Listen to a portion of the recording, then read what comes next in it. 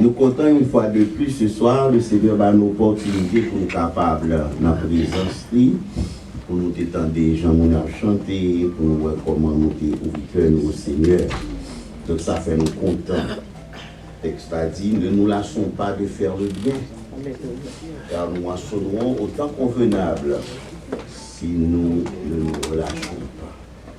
Ce soir, nous avons pété accent sur la semence et la moisson. Il ne n'est pas capable de gagner moisson sans pas gagner semence. Nous, on dit ça, nous avons fait brèche pour nous entrer toujours dans le thème, mais pour nous attirer l'attention sur un texte de l'écriture, toujours dans le thème, bien entendu, mais question relation semence et moisson, nous voulons bien pénétrer dans la vie pour nous connaître comme l'apôtre Paul qui dit, ce qu'un homme aura semé, il le moissonnera. Là, pas de discussion dans ça. Quel que soit son monde semé, c'est lui qui va récolter. Et c'est comme ça, ça est dans la vie. Et quand texte ça dit, ne nous lassons pas de faire le bien, pensez à Romains chapitre 2, côté l'apôtre Paul a dit tribulation et angoisse sur tout âme d'homme qui fait le mal. Et gloire, honneur et paix sur tout âme d'homme qui fait le bien. Donc, alors tout vous dit du juif premièrement, puis du grec. Donc, on va faire un commentaire sur lui, mais quand texte dit ne nous lassons pas de faire le bien, c'est très important pour nous penser à tout ça qu'on a fait, chaque action qu'on a posée dans la vie. C'est-à-dire nous pas de jamais fatigués pour nous faire le bien. Texte besoin lit pour nous asseoir. C'est dans 1 Timothée chapitre 6. Peut-être, mais ça capable un petit peu révolter nous, mais là, bon pour nous quand même. 1 Timothée chapitre 6, m'a pris du verset 6 jusqu'au verset 10. Nous demandons d'ouvrir la Bible pour nous capables, même si nous pas lire la veille, mais pour nous garder le texte là, parce que c'est là nous avons fait un commentaire à soi.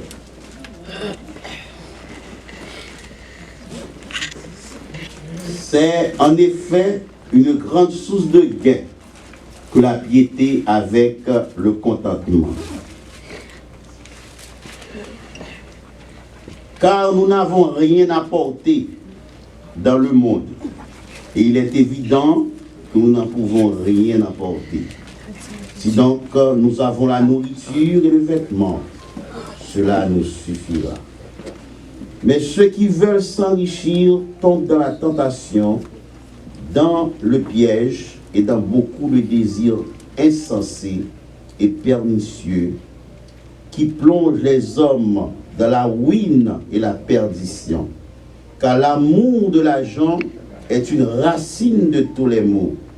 Et quelques-uns, en étant possédés, se sont égarés loin de la foi et se sont jetés eux-mêmes dans bien des tourments. Amen. Merci. Ce soir, je t'ai pour ton avertissement sur le danger du matérialisme. L'argent, mes frères et sœurs, mes bien-aimés, est une puissante force qui peut nous détruire si nous ne faisons pas attention. Nous devons prendre garde à deux avertissements que la Bible a nous. Éloigne de moi la fausseté et la parole mensongère. Ne me donne ni pauvreté, ni richesse. Accorde-moi le pain qui m'est nécessaire, de peur que dans l'abondance je ne te renie pas et ne dise qui est l'Éternel, ou que dans la pauvreté je ne dérobe et ne m'attaque au nom de mon Dieu. Proverbe chapitre 30, verset 8-9. Le sage, Salomon a capté l'essence du problème quand il prié pour mon Dieu éviter à la fois la pauvreté et la richesse. Il m'a demandé mon juste équilibre dans la vie. Eh bien, deux extrêmes, ça, pauvreté pas bon, alors, richesse de son côté, les deux capables de mener nous mauvais côté. Et débat, il continue encore aujourd'hui dans les cercles chrétiens sur les avantages relatifs à la richesse et à la pauvreté pour les croyants. Alors, qui ça un matériel? Qui est-ce qui ça un matérialiste? Un matérialiste, c'est quelqu'un qui centre sa vie sur l'accumulation des richesses matérielles ou des possessions matérielles. Cette personne peut faire de bonnes œuvres, mais le motif c'est l'argent et ce qu'il peut acheter. Le matérialisme n'est pas confiné aux riches seulement. Les gens qui vivent dans la pauvreté peuvent aussi être matérialistes s'ils sont motivés par l'argent. La parole de Dieu, il y a un pile bagaille pour le dire sur ça, le matérialisme. Les thèmes tels que convoiter, cupidité, égoïsme identifient le péché du matérialisme.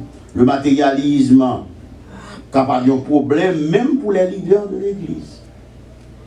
Et ça fait, Paul écrit au jeune pasteur Timothée, il t'a offert l'avertissement ça, sur ça où le matérialisme. Pasteur, pas quoi dans les mondes qui ont pile comme. On peut arriver là avec. Tout le monde besoin encore, il faut nous vivre l'église, il faut nous belle, il faut nous faire tout moyen, etc. Mais, il y a trois bagages à souligner pour même dans le texte à Soya.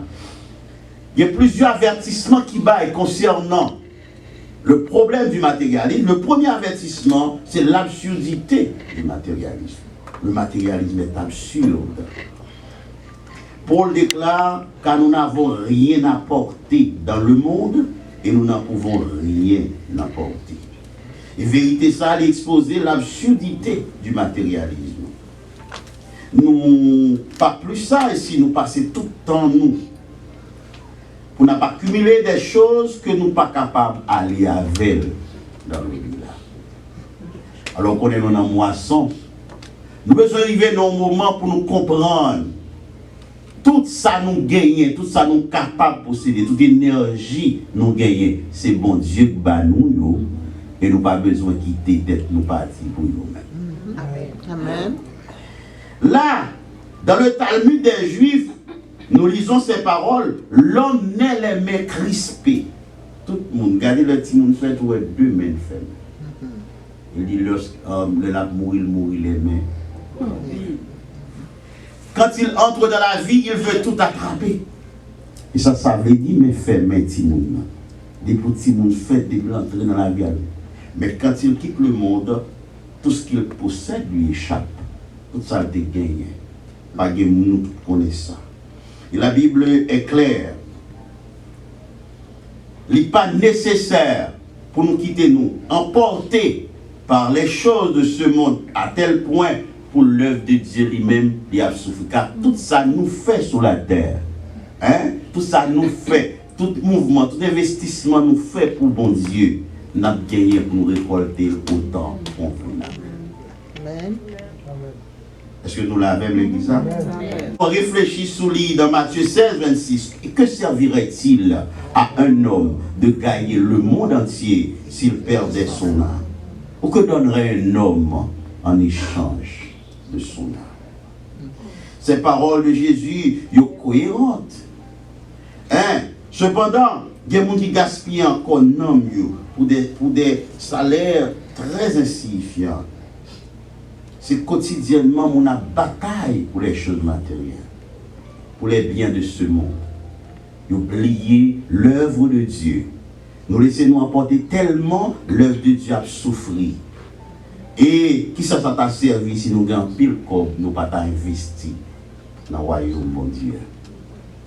Hein? Auteur a dit, l'argent ne suffit pas pour nous rendre heureux. Il faut d'autres trésors pour combler nos vœux.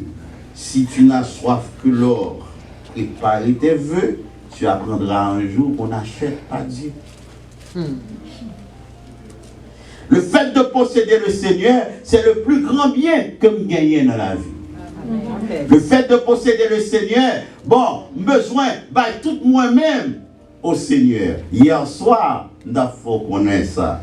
Tout ça nous y est, énergie nous, souffle nous, bien nous, tout c'est pour bon Dieu. Le monde qui matérialiste n'a pas ça, même j'avais. Il n'a pas bien pour bon Dieu. Il n'a pas richesse pour bon Dieu. Il n'a pas ça posséder pour bon Dieu. Donc nous autres, nous devons comprendre ça. Nous-mêmes, avec tout ça nous posséder, c'est pour le Seigneur. Est-ce que nous d'accord ça? Amen. Dans Luc chapitre 12, verset 16 à 21, Jésus raconte l'histoire de fermier qui était un insensé vis-à-vis de l'argent. Fermier ça, il n'est pas insensé parce qu'il était riche, non? Il était insensé parce que j'ai une conception de l'argent. À cause de son raisonnement, nous lisons dans Luc chapitre 12, verset 17, Jésus dit, il raisonnait en lui-même. Cet homme nous montre comment un insensé raisonne au sujet des possessions matérielles. Comme tous les insensés, Nexa te voulait davantage. Il te voulait gagner plus de bagages. Moun qui aime l'argent, pas jamais gagner assez dans main. Souvent aime l'argent, trop pas jamais gagner pour bailler pour bon Dieu. On toujours il faut faire ceci, faut acheter ton meuble, faut acheter l'autre bagage. On ne va jamais gagner assez pour bailler pour bon Dieu.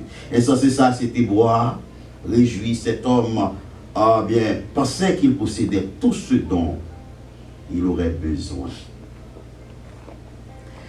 Le riche insensé n'a pas pensé à des sujets tels que le droit de propriété, le don ou l'éternité. Il n'a pas pensé avec ça. Remarquez l'usage des membres de phrases telles que « je ferai ma récolte et mes biens ». Un insensé croit en réalité que la terre, tout ça qui est là-dedans, c'est pour lui. Et comme ça, insensé à réfléchir. Il dit, l'homme fini, que ferai-je de ma récolte? Eh bien, je vais faire un gros dépôt, je vais mettre en pile bagaille, je vais le remplir, et puis je vais dire, mon âme, tu as assez de biens réservés pour plusieurs années. Mange, bois et te riche. Le Seigneur va bien sensé. Cette nuit même, ton âme serait redemandée. Et bien, ça, qui est soit quitté. À cela même, on vient pour mourir, bien, il soit fait, qui est soit quitté. Donc, c'est comme ça, leur monde a vivre sa vie qui ouait seulement les choses de la terre. Jésus dit, ne vous inquiétez pas donc du lendemain, car le lendemain aura le soin de lui-même. À chaque jour suffit sa peine. Recherchez d'abord le royaume et la justice de Dieu, et les autres choses viendront par surcroît. Et c'est très important. Paul plus loin va dire, affectionnez-vous aux choses d'en haut, et non à celles qui sont sur la terre. Comme chrétien, je ne vais pas négligent dans la vie. Je ne vais pas prêter oisif, je ne vais pas prêter sans ne pas faire rien. Même qu'on est toute la vie m'appartient à Dieu. Ça, bon Dieu voulait pour m'y aller, ça m'a pied. Je n'ai pas besoin de faire excès pour ça me droyer dans la vie pour bon Dieu. Et ça, c'est ça, quand il s'agissait de donner, cet homme n'avait plus assez pour lui-même. Il n'avait jamais entretenu une pensée au sujet de partager avec les autres. Il y a un monde qui est censé pas jamais gagner pour le bail. Il y a un monde qui est censé lui toujours trouver col à gratter, tout col pour faire le mal. Le doit partager. Soudain, il va arriver en face de l'éternité, comme nous sommes dit. Eh bien, il va préparer pour vous. Dans la vie, pendant la bataille, nous avons besoin de préparer nous pour le Seigneur. Alors, la pieuse attitude envers le matérialisme est résumée dans le mot contentement. Paul identifiait approche ça convenable au monde matériel comme étant le contentement. Il dit, si nous avons la nourriture et le vêtement, cela nous suffit. Mais nous avons plus que nourriture. Nous avons plus que vêtements. Est-ce que l'Église avait dit Amen? Amen. Bon Dieu fait nous en pile grâce, nous avons plus que ça. Donc nous avons besoin, contentez-nous pour nous faire de travail, mon Dieu, de l'œuvre de Dieu. Ils ont pensée spéciale pour nous avancer. Peu de chrétiens dans notre société qui ont nourriture seulement et vêtements, nous avons plus de bagages. Et regardez-le, nous ne sommes pas jamais contents avec mon Dieu. Il faut nous contents avec mon Dieu. L'église, est-ce que nous entendez? C'est en effet une grande source de gain que la piété avec le contentement. Et ça, Paul a dit, nous avons besoin toujours content avec mon Dieu. Combien de monde qui va jamais content? Toujours quelqu'un serré. Parce que le bon bagage, il avait réalisé, le bon a réalisé. Quel serré avec mon Dieu. Les murmurés, les plaignants, les à gauche, les à droite, les ouais l'autre monde. Non. C'est pour nous toujours content avec mon Dieu. Est-ce que nous là? La joie du Seigneur est notre force. Quand nous ne sommes pas contents, amertume va rentrer dans le cœur. Quand nous ne sommes pas contents, nous allons dégoûter au sein de bagages. Nous allons dégoûter la vie. Et c'est ça, la vie c'est pour nous toujours joyeux. Moi, je crois que l'important pour nous vivre la piété avec le contentement. Si on a vivre, il est capable de tristesse qui envahit l'âme pour autant, mais tout de suite il de remonter pour connaître bon Dieu capable de faire tout le mal. Ah, c'est pas sans raison, lorsque c'est après maman malade, il dit, seul ça me fait me calmer. Il y a un foi qui est entré et un contentement qui envahit parce qu'il y a un côté pour l'aller. Il y a des gens qui ont un problème, il va contre qui est pour le régler. Et besoin de contact avec mon Dieu maintenant, quel que soit dans sa liée, le relève, la tendez, la ban moins réponse, la fortifier moins, la fait joie, l'envahir. Et ça fait Paul dire, réjouissez-vous en espérance. Soyez patients dans l'affliction, persévérez dans la prière. Le matérialisme est absurde. Deuxièmement, dans le texte, nous devons souligner un deuxième autre bagage, c'est que le matérialisme est trompeur. Ceux qui désirent les choses du monde tombent dans la tentation et dans le piège, nous lisons dans 1 Timothée 6, verset 9. Peut-être, est-ce que ça pasteur dit là, concernant l'argent, l'argent bon, hein, l'argent sont bon bagage. C'est pas ça? Mais le texte là dit bien, dans verset 9, ceux qui veulent s'enrichir tombent dans la tentation, dans le piège et dans beaucoup de désirs insensés et pernicieux qui plongent les hommes dans la ruine et la perdition. Je ne vais pas empêcher les riches. Bon Dieu qui a vu comme pour moi, mieux comme moi, je ne vais pas empêcher les riches. Pas de monde qui a empêché les riches là, non. Parce que bon Dieu qui a ban nous. Nous recevoir et Dieu donne en avant. Nous avons une histoire, si nous commençons à prendre la Bible, nous avons un pile monsieur, bon Dieu t'es fait opulent, ils viennent riches, des hommes comme Joseph, les côtés riches, ils ont un gros moyen, ils ont une grosse splendeur, c'est bon Dieu qui fait ça.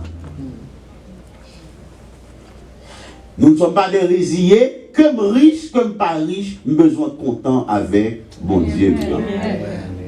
Et lorsque bon Dieu, bon mon niveau de richesse ou possibilité, il connaît pour qu'il s'allie bon moins. Et ça fait l'argent ou gain, possibilité ou gain, me dit encore c'est pour bon Dieu.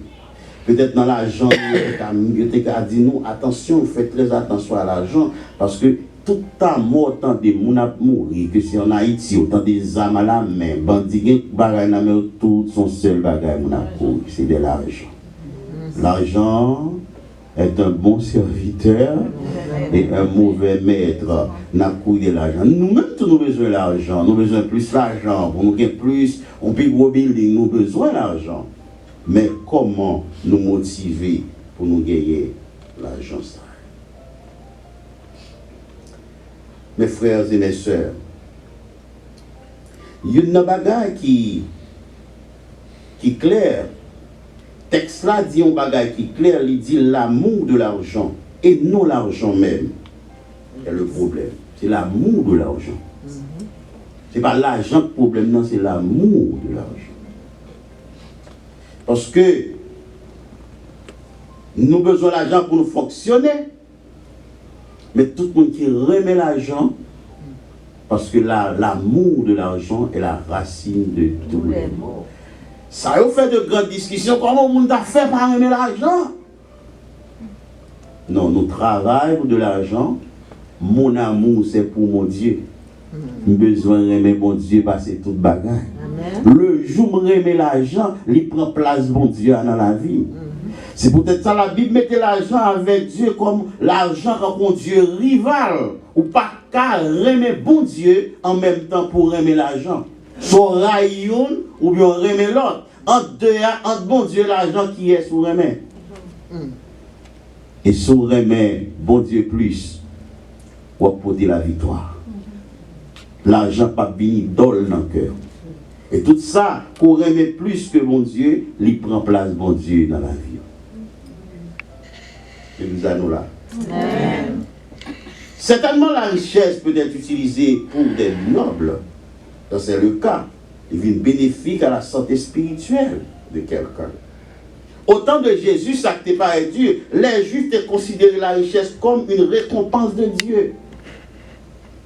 Ils ont gagné de grandes difficultés à reconnaître la subtilité, le danger du matérialisme, parce que ils ont venu à l'idée d'identifier les hommes qui ont l'argent, ils disent moun ça machaque bon Dieu. Ils disent moun ça bon, moun ça en forme. Et c'était ça qui mené le jeune homme riche auprès de Jésus. Et l'Elvin côté Jésus, mon chef, il interroge Jésus, il dit, bon maître, que dois-je faire pour hériter la vie éternelle? Il dit, venir, quand Jésus a la réponse méritoire à la question, non, parce que, bon, on sont des qui riches, mais l'argent, bon, l'argent sont signe de bénédiction, selon lui. Nexa était moralement bien. Après, comment Jésus était dit, Jésus dit, tu connais les commandements? Il commence à citer. Jésus dit, et monsieur dit, ah bon, m'observer tout le bagage déjà.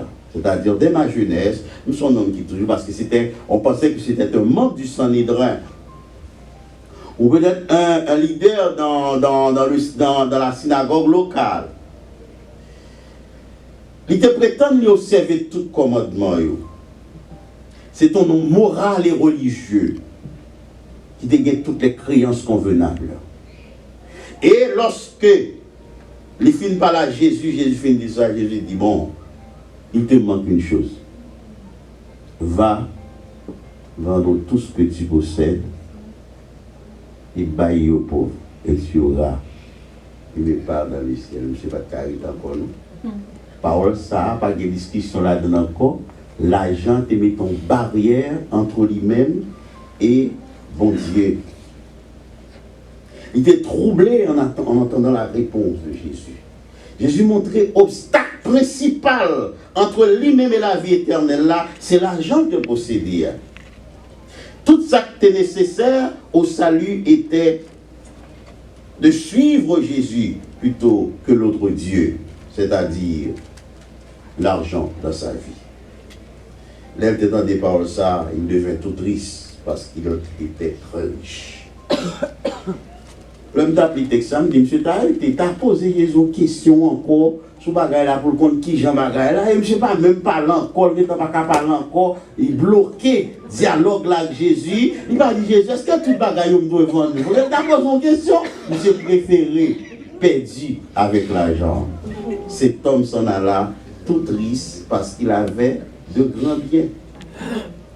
L'argent n'a te mettait entre lui-même un complexe, un obstacle qui te fait pas qu'à soumettre à Jésus.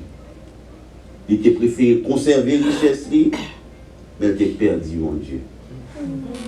Je dis à ma compte sortir à un. Je ne vais pas quitter rien sur la terre. Mettons barrière entre moi et mon Dieu. En même temps, qui ça, mon Dieu, a demandé ou pas vle bali? L'église que nous là. Qui ça, mon Dieu, a demandé ou pas vle bali, mon Dieu? Est-ce que si mon Dieu m'a donné richesse ou bien ou est-ce qu'on va parler? Au lieu d'avoir tout l'or, tous les joyaux, toutes les richesses de cette vie, nous préférons Jésus. La conséquence la plus tragique du matérialisme du jeune homme, c'était, eh bien, il n'est pas capable, il n'est pas accepté pour sauver le préféré dans l'affaire, pas perdu à cause de l'argent. Il s'était trompé en croyant que parce qu'il était riche, il était béni par Dieu. En réalité, son argent le sépara de Dieu. Où tu as chanté, moi plutôt que Jésus. Parce que gros l'argent. Moi plutôt parler parce que tu es riche tout le temps. Moi plutôt que Jésus parce que c'est plus belle caille que le monde va capable. Parce que pour me roi dans un grand pays, le péché t'a fait me souffrir plutôt que Jésus. Combien de monde a chanté chanson à tout cœur? C'est intéressant. Troisièmement, frère et sœurs, pour terminer, le matérialisme est non seulement trompeur. Le matérialisme, nous venons de dire que le matérialisme est absurde.